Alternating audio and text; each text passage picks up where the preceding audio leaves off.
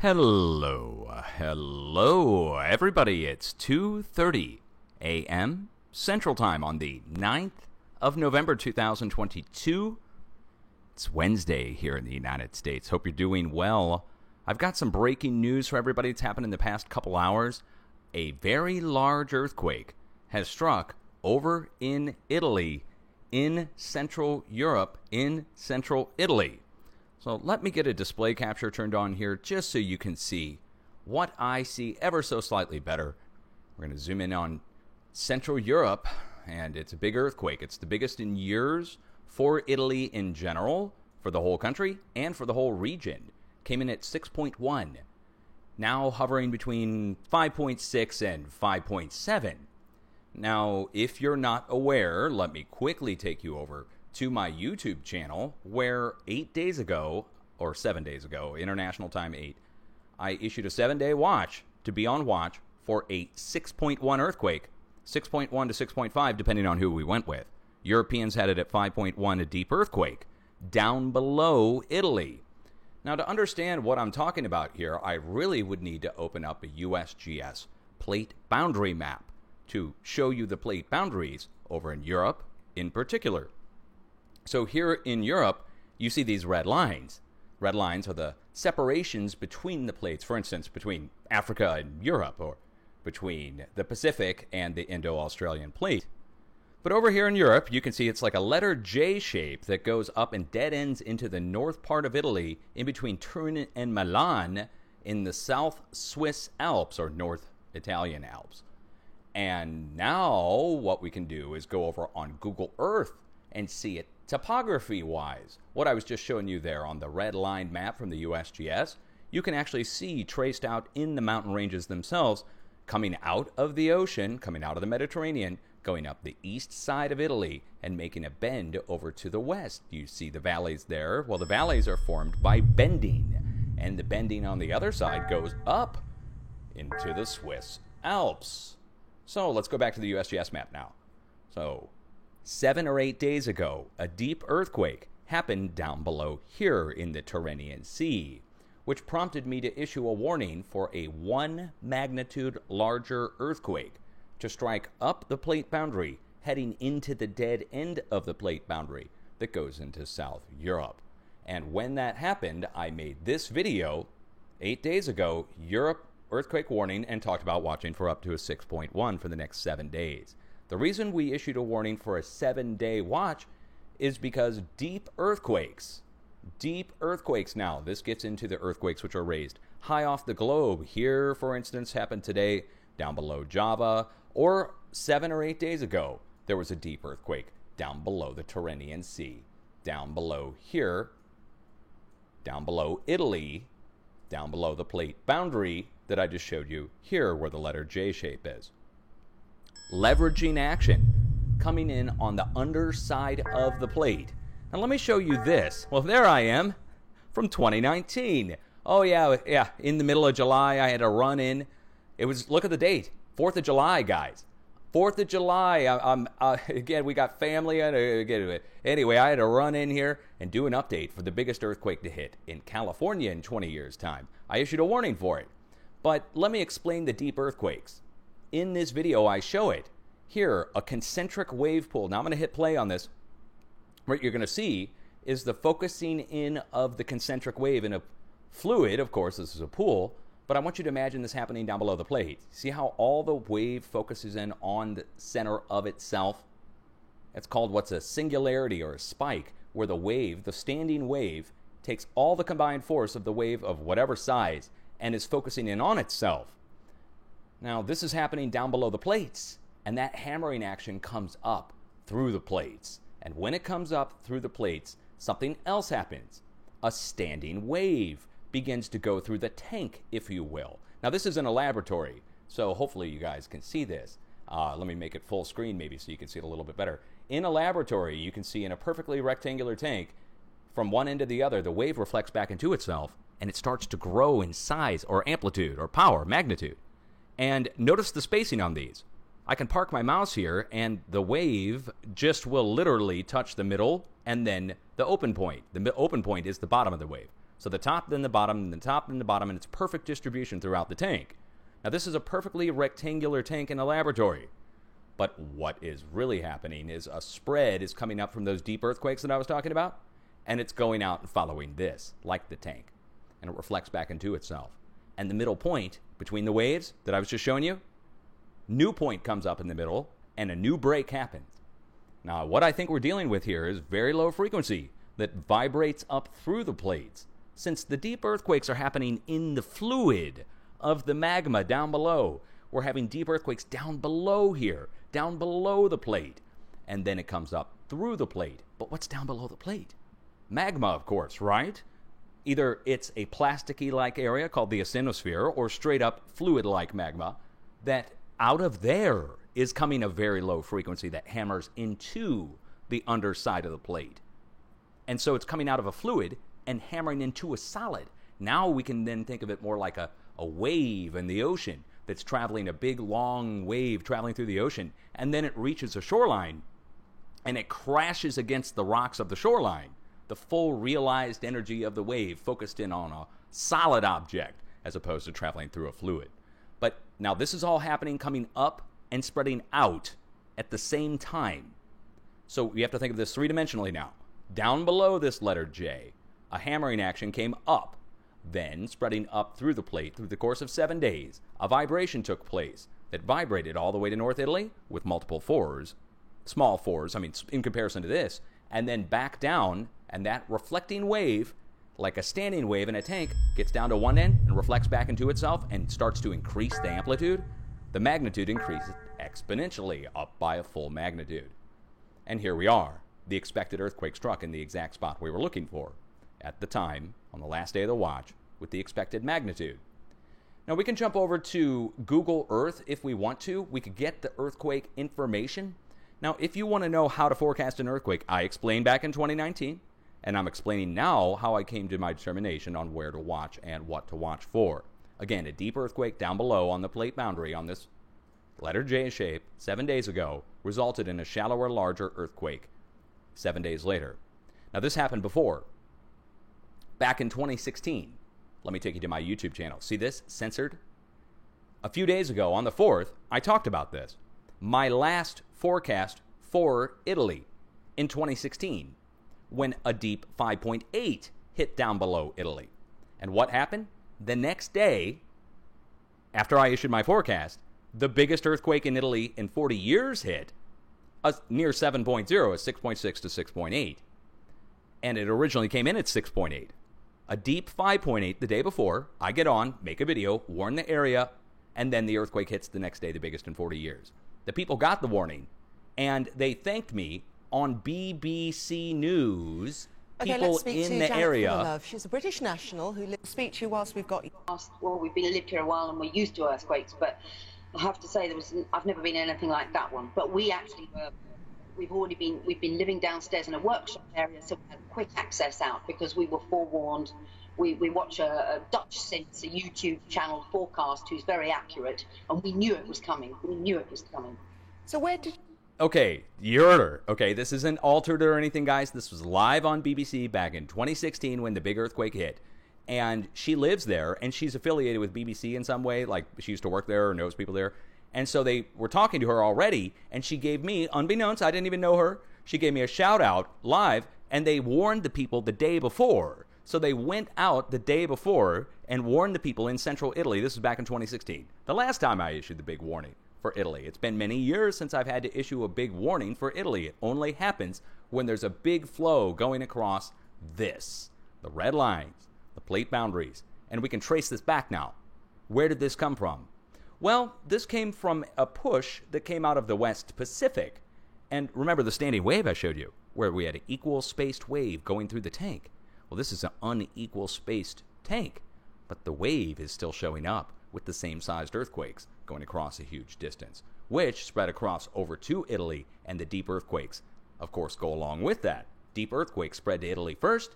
Now we get a shallower, larger earthquake up above.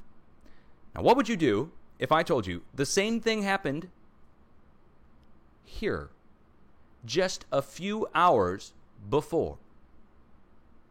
See the size quake? See what it's marked as? 5.6, right? Well, gee, doesn't that look just like the one over in Italy? And this one came in at 6.1 as well, and they downgraded it to a 5.6. Now wait, Nepal? How are Nepal and Italy connected? Let's go show you. See? One more time. Here is Italy, and we're going to trace it back across the W shape of the plate boundary through Greece and Turkey, and we meet up with Iran, which goes back over to the number 7 shape bend of the Carlsberg Ridge, which goes back up into Pakistan, which goes back over to the quake here. Same size. So really, today, we got 2 large earthquakes, and there's damage in Nepal as well, accompanying this new 5.6 to 6.1. 2 of the same size quakes in the same day, just hours apart. And they're connected on the plate boundary. It's not that one earthquake caused the other, though. We're going to go back over to this again. In the wave tank, any more than one wave is causing the other. It's that the greater push is causing the wave. And the wave at each peak, I think, is where the earthquakes are coming up. Only this is spread out across hundreds and hundreds, if not thousands of miles, following this, the red line. It's containing a very low frequency wave, again, with hundreds, if not thousands of miles between each peak. But you can now understand what I'm talking about. A standing wave spreading out, and at each peak, a new earthquake strikes of about the same size. Then you look here, and you understand that deep earthquakes came up below Italy at the J shape, and guess what else happened? Deep earthquakes came up down below Pakistan, down below Afghanistan, just a few days back. The deep earthquakes that were here. A series of deep 4s struck right here. Okay, so now it makes more sense. Up above here, right next to it on the plate boundary, same sized earthquake, deep earthquakes there, and deep earthquakes here, up above it on the plate boundary, breaking. Going from, really we're breaking all the way from the West Pacific, following the plate boundary across Nepal, all the way over to Italy. And then we have to look at the greater picture, that we're really moving from the West Pacific to Italy. From over here at the plate boundary, going across up into China that broke apart this past week, multiple 5s breaking on the plate boundary just north of the plate boundary in central China, all right here where my mouse is, then going over to the west. And now we have to watch further. So people are asking me what to watch for next, of course, of earthquake forecasting. Now let me explain the principles of earthquake forecasting simply. We watch between our current sets of earthquakes over 48 hours' time for new earthquakes greater than what's on both sides to strike as this wave spreads out. Let me put it simply. See this wave here? We look for a new earthquake to break in the middle point between the other 2. And see how these are 2 of the same size waves here on the screen? Let me full screen this. Standing wave in a tank. Let's just imagine these as 2 6.1s, one's in Nepal, one's in Italy. As the wave moves, let me hit play. See how it comes up in the middle point, the exact middle point between the previous 2 waves? Now it goes and reflects into itself and comes back, and it gets more powerful. As you're pumping more in from one end, this thing's pushing at one end, or both ends can push. These can press towards each other, each wall at each end, or just one wall. And either way, it's pumping energy into the tank, which is a wave, very low frequency. And then we watch for a new earthquake to break off in the middle point where the wave comes up next. Is that simple enough that we watch between the waves for a new wave to come up, and the new wave tends to be the same size of the combined total of what's on either side, like a 2-arm scale. So now that we understand that, we can watch between our current sets of earthquakes. Then we can add up our magnitudes. So where do we watch? Well, I've already got arrows on the screen here which show us which way we expect the flow to go out of Europe. Now let me take you back 2 days. 3 days, I'm sorry. There we go. There's another 5 that hit the outside edge of Europe. Do you see that? It's in Romania. Went around. Do you see where our red arrow is? Do you see the bend in the plate? Let's go to Google Earth now and look at the topography of Europe. Now we're looking from aerial or whatever photography. Do you see the backwards S shape here? This is a mountain range, or a series of mountains, the Carpathian Mountains and so forth, going all the way back down here into North Greece. And over here on the east side, I'm going to turn on our USGS and Smithsonian place marks for volcanoes. What you'll see, there's volcanoes at each bend in the plate that goes around, of course, through Romania, where our earthquake struck over here. And then we go up into Poland and take a look. At the first bend in the craton of Europe, 2 sets of volcanic fields. Doesn't stop there at the bend in the craton. We go up across the Bruntal volcanic field, and we go over to the west, to the Sheb Basin. Do you see that? Goes around. Then we do it again. We go up and around the bend of the craton here in Europe. We go to the east and west Eifel volcanic field in Germany. And then we go again down across the edge of the craton. You follow the bent, curved edge of the interior portion of the craton down to the Chaîne de Puys, or Chaîne de Poix, or however you say it in French. And then we do it again. We go down to the south to the Olat volcanic field, and we do it again across the bend of the craton down all the way down to Gibraltar. Now let's go back to the USGS map. I just took you on a tour across the outside edge of Europe where the USGS has jack squat. We went around the outside edge. I just showed it to you. And at each bend in the plate, we've got a volcanic field, volcanic field, volcanic field, volcanic field going around the outside edge. We come back down and look, USGS has a big blank open spot here where they say there's no plate boundary. Now, I'm going to tell you, it connects from Italy back down across to Spain and through those volcanic fields on the south side. And that makes this its own little subcontinent or subplate of some kind. In the middle, you've got Sardinia, right down here, Corsica and Sardinia. Sardinia is the old Cyclopean structures that are there.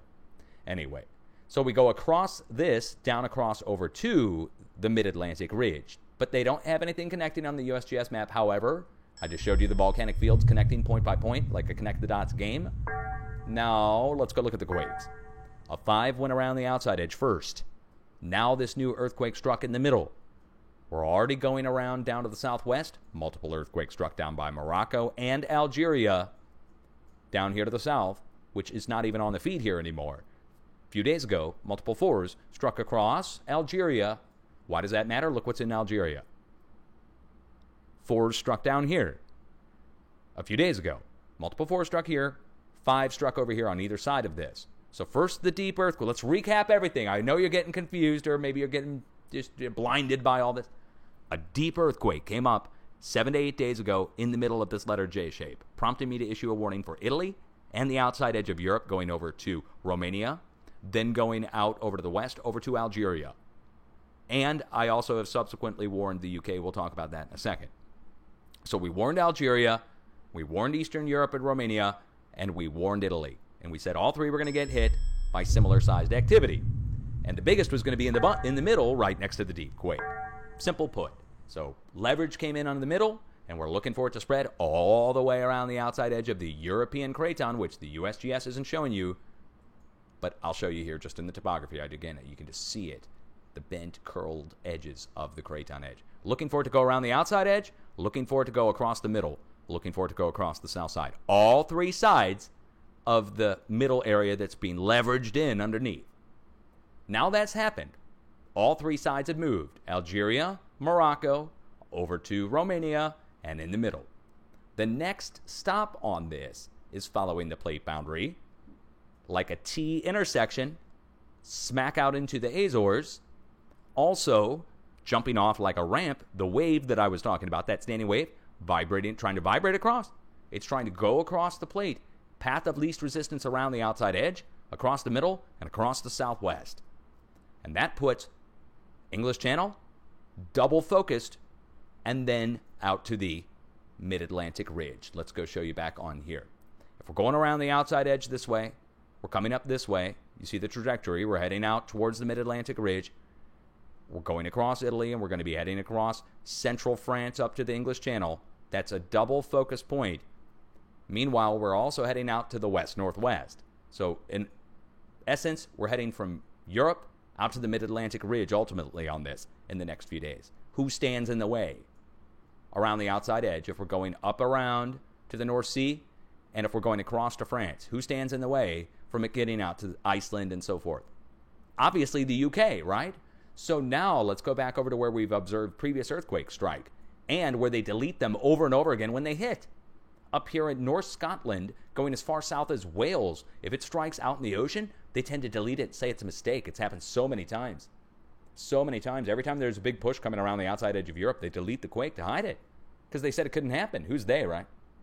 Hey, if you're here in chat or if you're watching on YouTube in a premiere, press 1 in the chat room now if you've seen them hide the earthquakes in Scotland in particular when the push is coming across Europe, when they can, when it strikes out there. Like, they'll delete it and say it's a mistake. Meanwhile, you'll see the same-sized earthquakes go around the outside edge of Europe in the course of 4 or 5 days. Anyway, notice this. See how the north part of UK, we've got our arrows there, but even without the arrows there, when I'm backing it out and looking at 1 week's worth of earthquakes, or just 2 to 3 days, like a balancing point between all the quakes, there's nothing here, seismically speaking. But there is something here in North Scotland. So let's just go take a look. Up here in North Scotland, on the west side, right where I was just zooming in on Earthquake 3D, I'm just going to randomly zoom in, see if I can find it by eye. Oh, there it is. There it is. Achnaha Crater. Achnaha Crater. Let's turn our borders and labels and places on. There it is. Achnaha. And this is an ancient caldera from a volcano that supposedly existed during the time of the dinosaurs. Whenever that was. A few thousand years ago, I guess. Anyway. So in the middle here, though, this is an ancient caldera that hardly anybody knows about. You guys can even take tours in here. They even have like some volcanic history on the town, like when you click on it with Google if you want to go look it up. But so it's the kind of unknown large caldera in northwest Scotland that everybody forgot about. And it tends to get hit with earthquakes right off the coast, which is no shock because it would be a previous fracture point from a long time ago on the edge of the European plate, on the transit point out. Transit point of what, though, right? What's transiting? The very low frequency that I've been talking about this whole update, the force that's causing the quakes. So let's sum it all up. We're going to watch for a new 5.0 range earthquake to strike on its way out up here off the coast of northwest UK, or just north UK, trying to get it within 200 miles. We're also going to watch for the Azores to move with a new significant size quake. That's not going to matter too much out in the middle of the Mid-Atlantic Ridge. However, Europe is now due for another round to come in. Let me explain. So we have these 2 earthquakes, which I just talked about, at Nepal and Italy. And I already explained the connection between the two on the red line that I showed you on the USGS plate boundary map here between Italy and Nepal.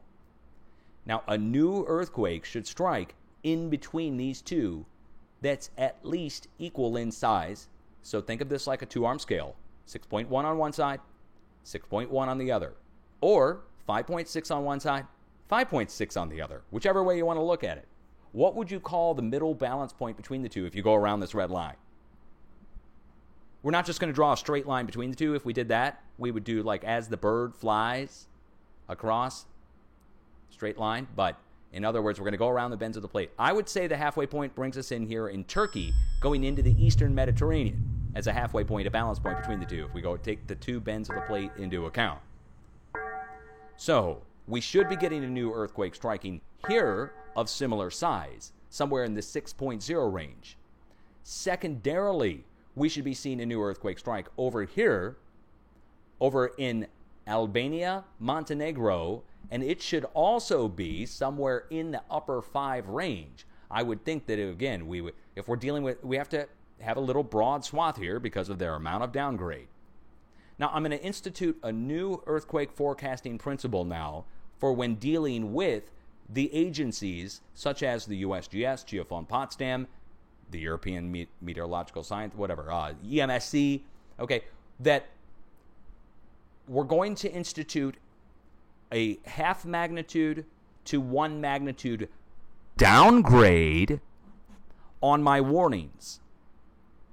So, for instance, if I issue a warning for a 6, we will issue the warning for a 6, but then I'm going to add on a minus sign and put USGS BS, or something like that, BSGS, to add in the magnitude downgrade, and we're going to start forecasting the downgrades.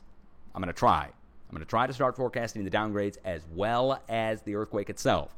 So I'm going to try to forecast the earthquake and try to foresee, with my crystal ball, how much they're going to downgrade it. And so we'll institute a 1 magnitude downgrade rule on my new forecasts. So if I issue a warning for a 6.5, we're going to watch for a 5.5 to 6.5, but as low as a 4.5 because they could take it down by that magnitude. Do you follow me? So if I issue a warning for a 6.5, we will accept from a 4.5 to a 6.5 based upon the amount that they downgrade up to a magnitude. Okay? That's fair. That's fair. It's scientific. It's just a way to deal with their downgrades and trying to forecast that, put that into the forecast to negate their downgrades. And I think that'll work. I'm going to try it. Logically, it works. I'll see if it works in actual practice. So let's recap overall. The planet's in a state of slight overdrive because of a bunch of new deep earthquakes. A bunch of new deep earthquakes are happening because of solar activity that's happening that I haven't even really talked about or even touched on the core of the Earth and where this vibration is coming up from. Look, these deep earthquakes are coming up from somewhere. They're coming up from down below. But what's causing that? Well, turns out there's something vibrating up from further down below. Down below at the core or somewhere down, deep down below. Something where the center of the Earth is, wherever that is. And something's coming up from there and then hitting the undersides of the plates. And I think I figured out what's coming up from the core of the Earth. But that's a separate video. VLF or greater. ELF or ULF. Very low frequency, ultra low frequency, extremely low frequency, maybe all three. Coming up and hitting the underside of the plate. Vibrating up. And then it spreads out. And we're really dealing with an electromagnetic signal that's in the plates that's spreading out and following the plate boundaries. And it's following the plate boundaries like a waveguide and a microwave, but it's VLF, so the microwave's pretty big. The waveguide, I mean. And the magnetron for the microwave, the thing that generates these waves that are coming up, is coming from the core of the Earth. It's vibrating like a bass drum up, but very low frequency. Recapping, the biggest earthquake in Italy, in Central Europe, in South Central Europe, for the whole region, in years, has struck on the last day of my warning. It came in at 6.1. We warned for 6.1. The warning was issued 7 to 8 days ago. You can go watch the video over on YouTube. The fundamental principles of earthquake forecasting I will future explain in another video very soon, in a short, easy, succinct to understand video. But you can go watch my 2019 explanation, which goes deep into how to forecast an earthquake. It's called How to Forecast an Earthquake by Dutch Since. Let's get that on the screen here one more time. Go look at my ugly mug here at the start of this video. There we are. Yeah, guys. Hi, guys. I gotta go. I'm coming in here from 4th of July to do my earthquake update. Now, the story on this video is phenomenal. So, the west coast of the United States, California, on July 2nd, 2 days before this, had a 6 or something out off the coast. And I issued a warning for Ridgecrest, California. For Central California, to be on watch for up to a 7, a magnitude larger, which would have made it the biggest earthquake in California in 20 years. Everybody called me a fearmonger. They said I was trying to scare people for 4th of July. I couldn't believe it. I was outraged when people said that. Anyway, 2 days later, on 4th of July, the earthquake hit, the biggest earthquake in 20 years in California. And it hit 220 miles or 230 miles or something from where I warned. It hit Ridgecrest instead of Central California. Whatever. Ridgecrest is South Central California. It hit South Central instead of Central. I'm not bragging. Just telling you. That's when I made this video explaining to the world, again, how to forecast an earthquake. And I went into deep detail explaining every fine detail about standing waves, about the hammering action with the deep earthquakes, about how to look in between the quakes, all of it. It's all in this video. I even went and showed the shake plates, explained the middle points of the earthquakes, explained the fulcrum principles, 2-arm scale principles and stuff, just explaining the basics on it so you can understand how to look between earthquakes and find the new spot. And it's really easy. The halfway points between the earthquakes are getting hit, just like that standing wave that I showed you. The only complex part is that the wave tank isn't perfectly rectangular. Too bad it's not a perfectly flat square. It might be flat, but whatever it is, all the cracks through it are this and that's what is guiding the wave.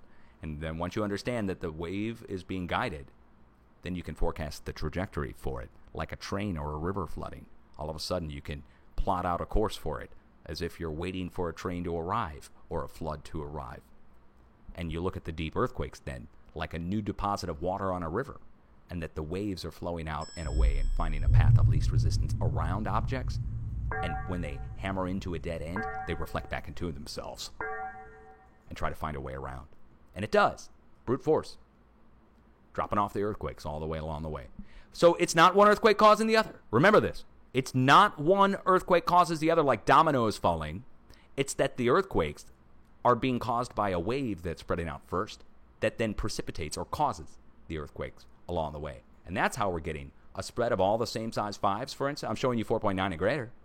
Look, 4.9, 5.2, 5.2, 5.0, but let me back it out. Maybe you'll see the wave this way. Imagine this is each peak of the wave going around the uneven wave tank, but it's still somewhat equally distributed. Take it down to 4s, and all you're going to see is they fill in the middle points between the 5s. And the path is perfect. It follows the plate boundaries. These are not random. There's no randomness to this. Any more than a standing wave is random, which you can compute. And the same thing happens on the opposite side of the plate. I don't want to get too far into it on, the rest of the planet. But you can see it even on the opposite side of the plate. But to see the standing wave, we're talking about a very low frequency wave of some kind. Look at the distance on this. Each peak on this is, the spread on this is 2 days worth of quakes. This is 2 days. So over 2 days' time, everything from the Caribbean down across the coast of South America down to South Sandwich moved on the same basis. 4.9 plus, or that's what we're looking at. If you look at the 4s and greater, all they do is connect the points in between. Perfectly spaced 2. Standing wave upon standing wave. Very low frequency, ultra low frequency, extremely low frequency. Italian viewers, guys, much love. Should I move over? Would they take me? Will you accept me? Old Dutch invasion down there, and I'll be the honorary Italian who doesn't speak Italian, but everybody still is actually nice to. I promise I won't be a U.S. citizen, fanny pack wearing, visor blazing. I'll smoke your skinny cigarettes.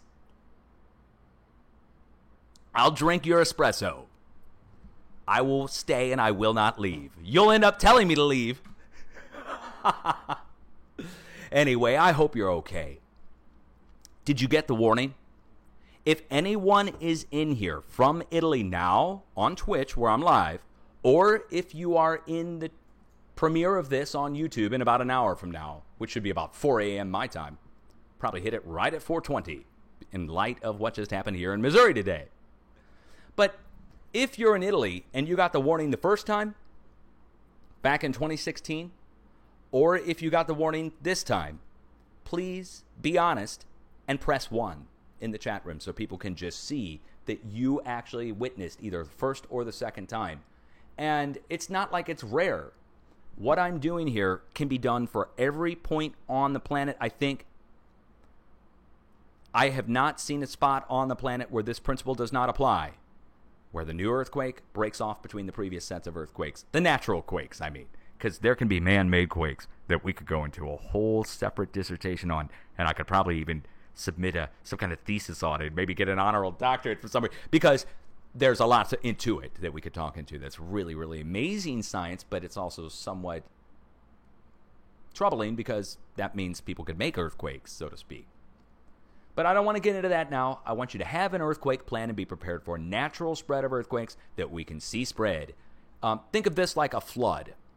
So when you see a flooding river, you know to prepare your location if you're along the river for potential evacuation, right? So you're not caught off guard when the water starts to rise. And when you see a big storm off in the distance, you know to expect a flood to come down the river, usually if it falls along the river plain, correct? So when we're looking at this USGS plate boundary map in Italy, what I want you to start doing in the future as a basic form of earthquake forecasting for yourself is I want you to start looking over to the Pacific to see what's happening here, and then watch as the spread follows this your way. And when it's on your doorstep over here in the Mideast and it's heading towards you, you won't be caught off guard. You'll see 4s and 5s and 6s and deep earthquakes heading your way, and you can treat it like a flood almost on its way. Now, you hope that it will divert and go down side rivers and get absorbed along the shores and so forth. You hope for the best. You always hope that it's going to go and divert away. But you are on the main flow. You're on like a river, a seismic river, and this is why your mountains are shaped the way they are. It's why your plate is shaped this way. This seismic flow, this very low frequency wave has been going through here for a very long time. It may even be why this is shaped in this shape to begin with. The curvature of it, going around, generally going around the outside edge of Europe too, the spacing on it, that it's the space of a very low frequency wave, hundreds if not thousands of miles apart. That the wave itself shapes the plates over time. It's phenomenal what I've found over these years, and I hope you can at least go look into how to forecast an earthquake, my video here, or watch my forthcoming video in the next few days, the short version, but to start doing your own forecasting. Think of this like the weather, and a big weather system is, for some reason blowing out of Russia, and it's blowing this way over towards Europe. You would watch it.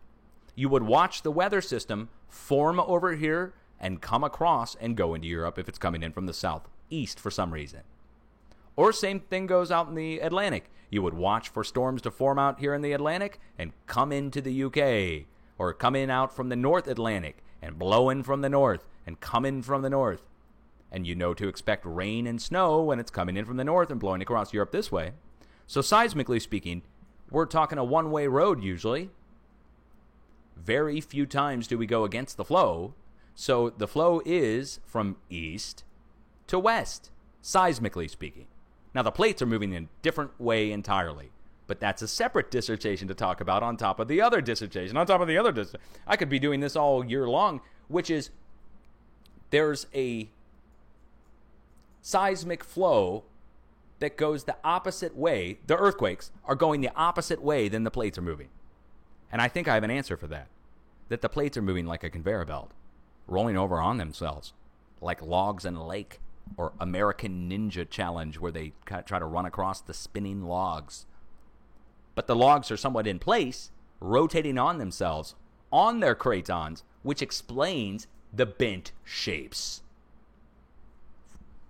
Just makes basic sense to me. I'm going to have to put this all in the end of my book. And the book will be coming at some point. It is now in process. We are actually taking part in writing the book. I've got the wife helping me, guys. I'm a high school grad, okay? I may be able to talk into a microphone just from 12 years of talking into a microphone, but asking me to write papers or do books, that's going to take some help. Not that I'm illiterate. I just literally just not. I'd be writing. It would be read like a translated technical manual coming from Asia somewhere. It'd be like, wow, Dutch. I would expect a little bit more creativity from you. Now, I want some creativity from you. I want you guys to start following the earthquakes and start to maybe do your own forecasting even, now that you know to look between the quakes and which way to watch. I would also encourage you to have an earthquake plan. This is something even kids can do. Get your kids involved. There's even young children down at the 4 and 5 year old level I think you could probably even do this with. Listen to this. This is just a good idea I had. There's a lot of kids who are afraid of the dark and other things, monsters and, all kinds of stuff. Bumps in the night. At a young age, you can start with preparation. And you can teach your kid to don't be scared, to be prepared. And you'll give them a little emergency kit that has the flashlight and a few other things that would aid them if they're scared. And that if you're scared, remember, be prepared and grab your flashlight and look under the bed. Then you won't be scared. And you can tell them, I'm prepared. And scare away that pesky boogeyman. And the boogeyman turns into a troll online, by the way, so you're going to run into him later on in life. I think that's a screen name. Anyway, so you need to have a plan. And the plan is basic. It's taking shelter underneath a table or a desk. This is basic stuff. Table or a desk. But look around your house. Do you have a nearby table or desk to get underneath? I know a lot of people. We've got a big kitchen table. It's glass. I'd be running in here into the office to get underneath the table or desk. Yeah, glass kitchen table. Yeah, don't get under the glass table, whatever you do. You need to have an emergency kit in the kit for the adults I would suggest to have a change of clothes, a set of shoes, a flashlight, batteries. In the kid's bug out bag, this is something else to remember with the kid. If they're, I'd say 5, 6, 7, 8, could probably do this. Take them through their room. Again, like when we're talking 6, 7, 8 years old, they can understand this. Take them through their room and tell them, look around your room and what's your favorite thing here? Okay, if a big earthquake hits, how are you going to grab it and have it ready to go? Are you going to like unplug it, or let's say it's like some device or something, or some toy or something? You would teach them to have an emergency kit that has an extra in it, or to be able to get it at a moment's notice and take it out. Think about having things packed for your children, if you have them, so that if a disaster happens, you know how adults are. Even when they're pretending to be secure, even when they're pretending to be, not panicking, children can sense when their parents are, or loved ones are not. So you might want to have a few things that can distract kids, games and so forth like that, and food, of course, that would be appropriate for children. As for adults, medicines, those are going to be top thing, medicine, and then, of course, first aid, medicine, first aid, food, water. Do it. You'll be better off if you did it anyways. I mean, you can have an extra set of keys, extra ID. That'll come in handy. The keys. Eventually, you'll lose or misplace your keys. And you'll be like, emergency kit. I've done it myself. Emergency kit, keys. Locked myself out of my truck. Locked them into my truck. I'm like, oh, God, thank God. Well, now a lot of people don't get locked in their cars anymore because of high tech. But anyway. Rambling. You guys be safe. I will save this, and I will upload it over to YouTube. Watch out for it as a premiere probably within about an hour. Since this is a 30-minute long video, it's going to take a minute to go upload. Peace out, and much love.